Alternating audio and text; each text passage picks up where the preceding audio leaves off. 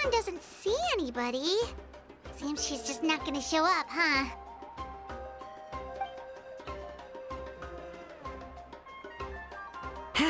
Well, we tried to be as considerate as we could, but she's under no obligation to help. That might be true, but this is still a request from the Pyro Archon, right? Shouldn't a subject always answer the call of their Archon? A subject? Well, if you ask me, I'd say we're all more like friends with the Archon. Yes, Mawika is our leader, but that doesn't mean there's any kind of tall barrier between us and her. The only thing is that she often has very high expectations of us.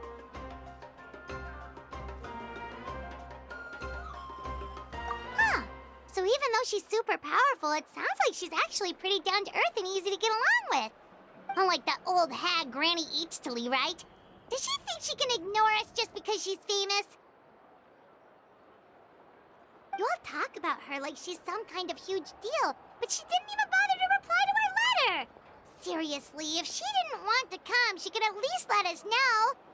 If that's what aging does to you, Paimon never wants to get old. Oh, really? So, that's how you see me? Huh? Who's there? Who's talking next to Paimon? Oh, don't mind me. I'm just a disgruntled old hag, right? Come on, relax. I'm sure my bark's worse than my bite. Huh? XILONEN.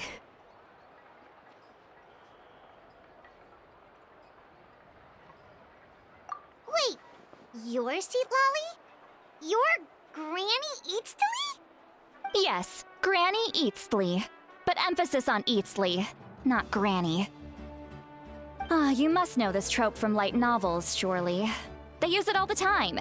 The young man who's actually the oldest person in the room. The girl next door who turns out to be a seasoned veteran. The wise sage who looks like a little kid. Oh, wipe that look off your face! You've seriously never seen an older lady that doesn't look her age? Okay, well, don't go thinking it's a trick either. See? I'm barely wearing any makeup. Did I forget to mention, she's called Granny, but she's actually pretty young.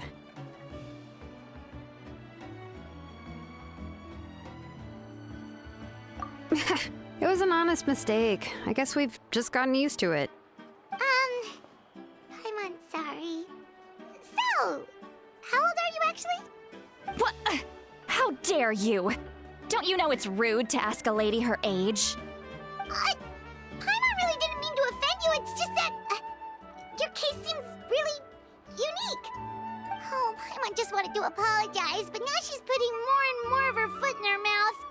Really, Paimon just got a little mad since we thought, well, you were gonna leave us out to dry.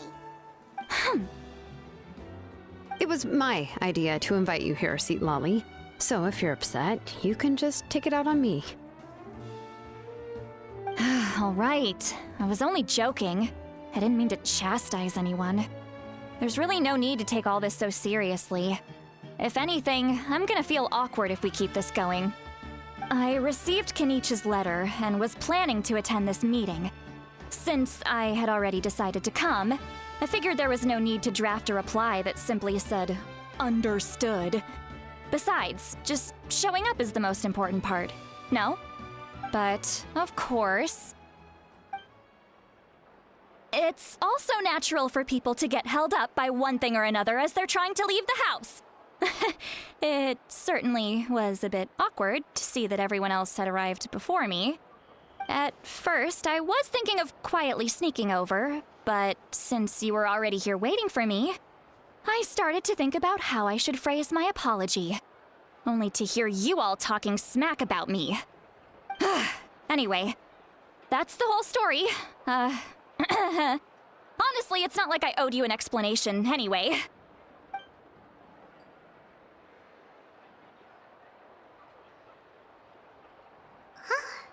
What's with that expression? Was she feeling embarrassed just now?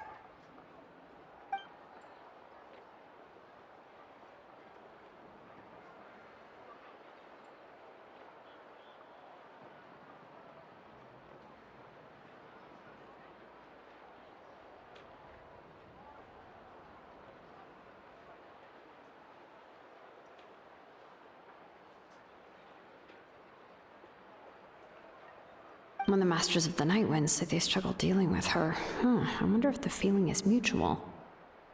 She seems to be pretty awkward herself. Everything she does and says seems a little forced. Anyway, XILONEN, I heard that you require my help in crafting an ancient name. Correct. The situation isn't like anything we've handled before. Let me explain. I see. So Mawika has asked you to forge an ancient name for an Outlander. Well, that would be a first. And you've also heard all about Auroron. I must say, he's always been a good kid. I can't see him joining the Fatui of his own volition. He must have been coerced somehow.